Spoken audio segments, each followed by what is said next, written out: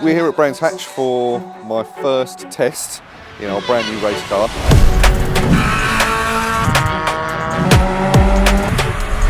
We're just about to go and sign on. We'll see what happens. We'll see if I make it round the track in one piece. Oh, that's what it was. Yeah, that was here, wasn't it? Yeah. Look at that beautiful mugshot. We only printed this yesterday, so you're going to have to look closely. Well, it's almost... There'll be plenty of good content. We'll be all right. We'll be all right. We've gone and signed on, and we've got our nice little sticker that's interestingly written. And what we're going to do now is we're going to go back to the car. Matty's going to go and get... Matty is the guy that was with us. That's Matt Hammond. He's a previous mini champion. Like champion, like he won a lot. So he's my driver coach.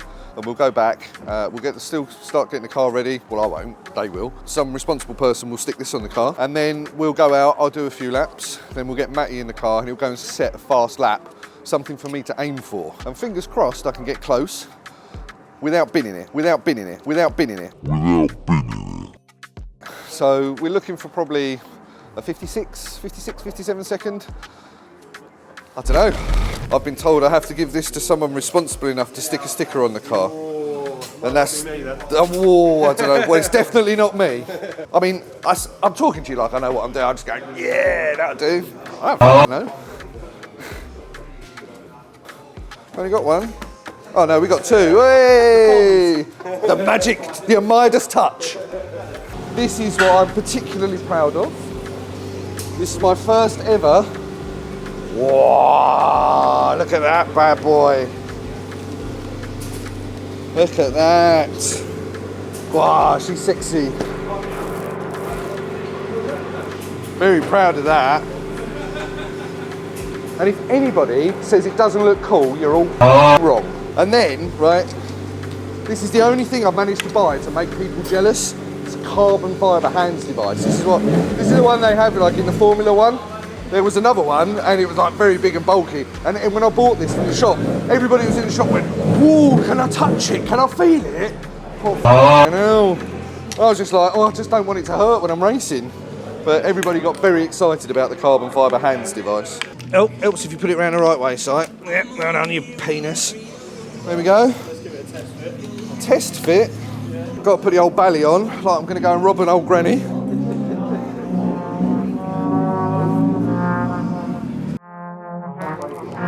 Oh, I think they've... Oh, there we go.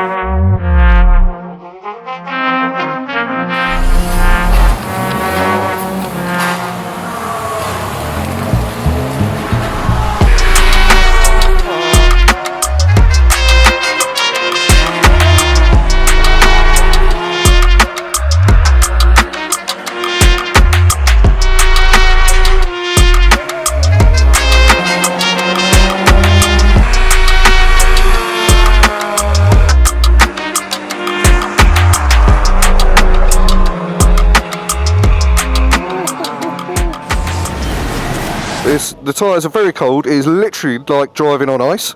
It's horrific, and you have to start really, really slow and build up. So we got overtaken by stuff on the track that you think, oh, it's a bit slower than us. And then by the end of that first session, everything's starting to grip up, and we're starting to go round people, starting to catch them up, get them out of the bloody way. So after looking through the data with Matty, it's a little bit understeery, but that's mostly my fault. In two corners on the track, feels mega the car, and there's just two corners I'm really struggling with. Graham Hill bend, not turning the car in fast enough, and trail braking enough, and then clearways, I'm taking too much of a tighter line, and I need to open the corner up. So there's a bit to work on for the next session when we go out, and I'll just concentrate on those two corners, because everything else seems to be coming together quite nicely.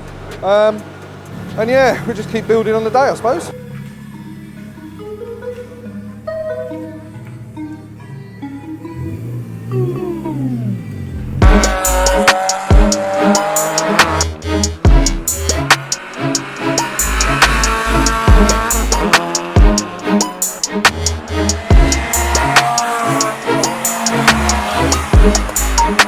Two minutes later. They ask you how you are, you just have to say that you're fine when you're not really fine, but you just can't get into it because they never understand. So we've just been pulled off the out of the gravel paddock. The ABS light has been on the whole time, so the brakes don't really know what they're doing. So there's a fault there somewhere. And I carried on going, because I want to see what it's like under race conditions. If the ABS fails, it's a lot more difficult because nothing knows what it wants to do.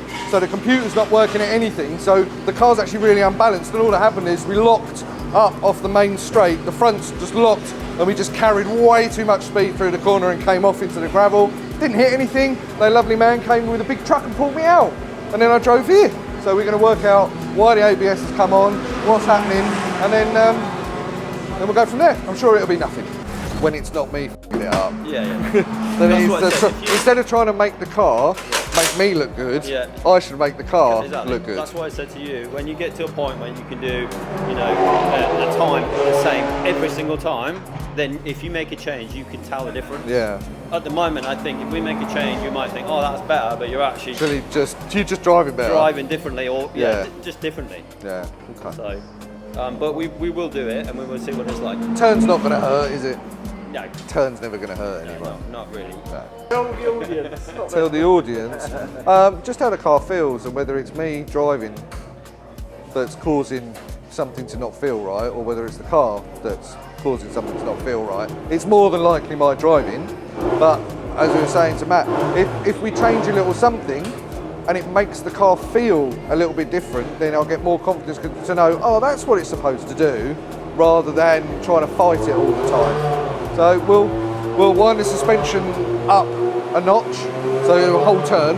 We'll take it up a little bit, so the rake's a little bit higher, so then the back's a bit more floaty. So the ABS system is the anti-lock brake system, and it's fitted to all modern cars now. And with the sensors that sit on the wheels, so it's a wheel speed sensor, and it knows how fast the wheel's going.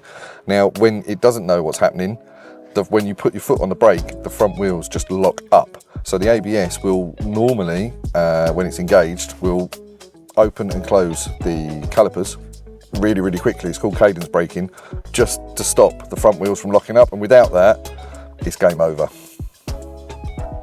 Well, I've got to go and show him how to drive since he put it in the gravel, so, that's all. Just checking it, make sure it's okay, make sure the ABS is working again. Now that we've given it a clean up, Chris has gone through it. Just bought some new front ones on as well, so we'll get them up to pressure. We made a slight change to the car as well in setup wise, so we're making sure all that's good. Do a couple of laps in this, get it all nice and warm, and then we'll swap over to Simon again. And hopefully what we're trying to do as well from this is get a data trace from it, so that we can see visually where obviously we need improvement. Hopefully it's not me that needs improvement.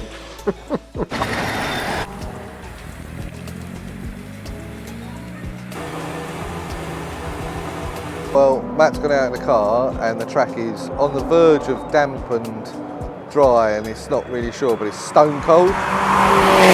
So he's just trying to get some temperature in the tyres before he can start pushing it at all. Because if there's no temps, it's like driving on ice. And I want him to set like a representative lap time, so I've got something to go towards. Or at least know where we are, because the conditions today are different to maybe tomorrow or yesterday or any other time here. So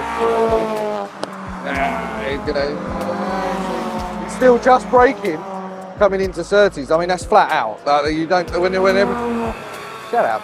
When everything's up to temp, that's absolutely flat out. But he's still having a little dab of brake. So it's not quite there yet. And Chris was saying it's probably going to take about 10 laps to get him up to every temp. Like, well, I can see you braking coming into just before clearways, and then you started not to brake, but you're still in third going through there, aren't you?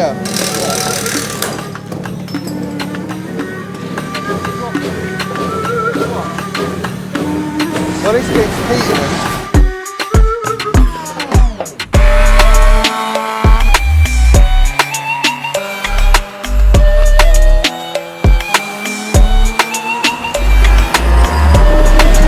Right, so we are coming down the main straight, and this is absolutely flat out.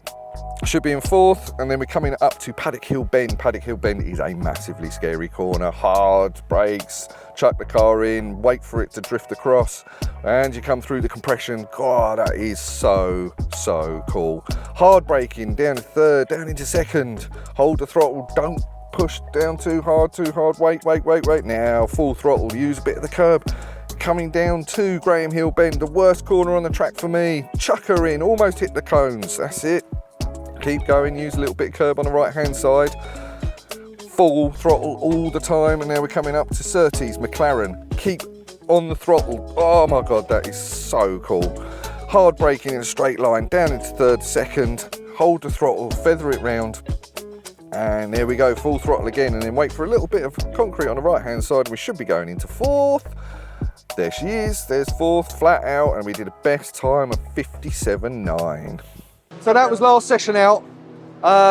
Really worked on a corner with Matt. He sort of really explained it really well. And now I've shaved off from the start this morning, we're now 2.5 seconds quicker. I mean, that is just, and the car feels alive, it feels beautiful, and oh mate, what a day to come to 2 seconds quicker. Just is unbelievable. We got heat in the tyres, we got heat in the brakes, we got heat in everything. 59.5, and we got 57.8. So yeah, I'm pretty buzzing about that. And Matty went out and set a lap, and he did a 57.2. So we're only what? 6 tenths off Matt. And I can find that because I'm still that corner up. If anybody comes here and says Brands Hatch is easy and Graham Hill Bend is easy, you're lying. So we're going to sign off now and come back to the next one.